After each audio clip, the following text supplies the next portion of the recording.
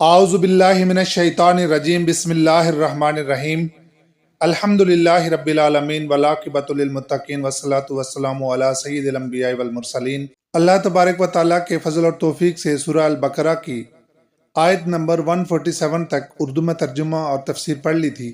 آخری ویڈیو میں دوسرے پارے کا رکوع نمبر 1 پڑھا تھا اور اس کے ساتھ جڑا ہوا رکوع نمبر 2 بھی ہے، کیونکہ یہ تحویل قبلہ کے حوالے سے 2 رکوعوں پر مشتمل مضمون تھا، جس کا ایک رکوع میں نے پڑھ لیا تھا اور دوسرا انشاءاللہ آج پڑھوں گا۔ وَلِكُلِّ وَجْهَةٌ هُوَ مُوَلِّيهَا، ہر ایک کے لیے ایک قبلہ معین کیا جاتا ہے جس کی طرف وہ رخ کرتا ہے۔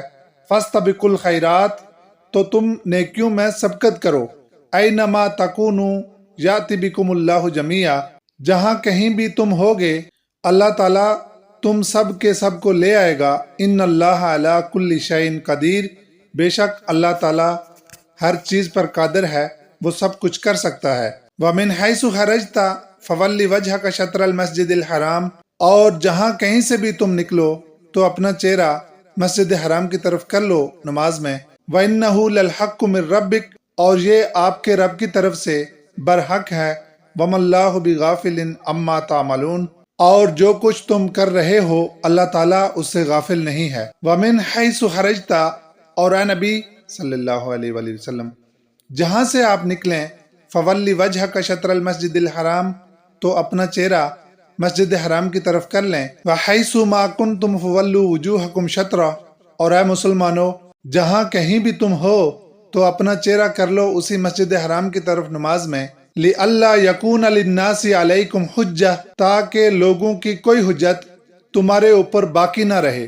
یہ کون سے لوگ ہیں؟ یہودیوں کو تو معلوم ہے کہ آخری نبی صلی اللہ علیہ وآلہ وسلم آئیں گے تو وہ قبلہ تبدیل کریں گے۔ جو اہل علم ہیں ان کو پتہ ہے اگر تبدیل نہیں ہوگا تو یہ ان کی طرف سے تمہارے اوپر حجت قائم ہوگی کہ آخری نبی کی نشانیوں میں سے ایک نشانی یہ بھی تھی، إِلَّا الَّذِينَ ظَلَمُوا مِنْهُمْ، مگر ان میں سے جو لوگ ظالم ہیں وہ اب بھی اعتراض کریں گے۔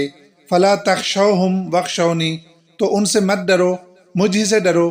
یہاں پر دیکھیں اس آیہ مبارکہ میں جس طرح سے الفاظ آئے ہیں، اللہ تعالیٰ کہتے ہیں کہ تم ان سے مت ڈرو، مجھ ہی سے ڈرو۔ یعنی اللہ تعالیٰ انسان سے اس انداز میں بھی امتحان لیتے ہیں کہ انسان ڈرتا کس سے ہے، اس کے دل میں خوف کس کا ہے۔ وَلِأُتِمَّ نِعْمَتِي عَلَيْكُمْ وَلَعَلَّكُمْ تَهْتَدُونَ، تاکہ میں اپنی نعمت تم پر تمام کروں تاکہ تم سیدھی راہ پا سکو۔ کما ارسلنا فیکم، جیسے کہ میں نے تم میں بھیج دیا ہے، رسولاً، ایک رسول صلی اللہ علیہ وآلہ وسلم، منکم، وہ تم ہی میں سے ہے، یتلو علیکم آیاتنا، جو تمہیں ہماری آیات پڑھ کر سناتا ہے، ویزکیکم، اور تمہیں پاک کرتا ہے، ویعلمکم الکتاب والحکمہ، اور تمہیں کتاب کی اور حکمت یعنی احکام کی تعلیم دیتا ہے، وَيُعَلِّمُكُم مَّا لَمْ تَكُونُوا تَعْلَمُونَ، اور تمہیں وہ کچھ سکھاتا ہے جو تم نہیں جانتے تھے۔ فَاذْكُرُونِي، پس تم مجھے یاد رکھو، اذکرکم، میں تمہیں یاد رکھوں گا۔ یہ اللہ تعالیٰ اور بندے کے درمیان بہت بڑا معاہدہ ہے۔ اس کی شرح ایک حدیث قدسی میں ہے، ان الفاظ کا میں ترجمہ کر دیتا ہوں۔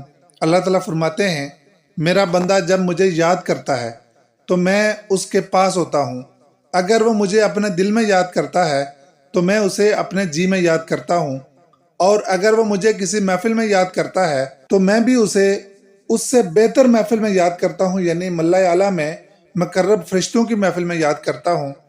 وَاشْکُرُوا لِی، اور میرے شکر گزار بنو، وَلَا تَکْفُرُونَ، میری نعمتوں کی ناشکری نہ کرو، یعنی میرے شکر گزار بنو، میری نعمتوں کی قدر کرو اور ناشکری نہ کرو اور ناقدری نہ کرو۔ زبان سے بھی میری نعمتوں کا شکر ادا کرو اور اپنے عمل سے بھی میرا شکر ادا کرو۔ الحمدللہ رب العالمین، وما علینا الا البلاغ المبین۔